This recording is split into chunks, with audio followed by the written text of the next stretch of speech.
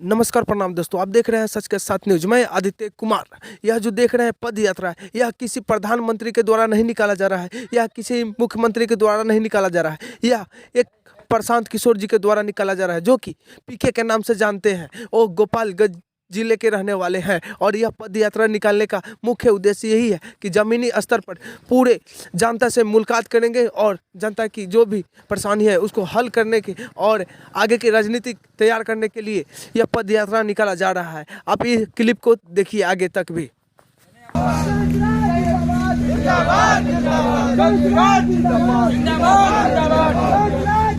जिंदाबाद जिंदाबाद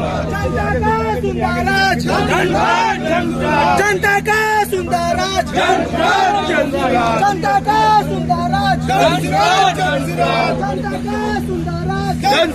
सुंदर राज, जय जय बिहार, जय जय बिहार, जय जय बिहार।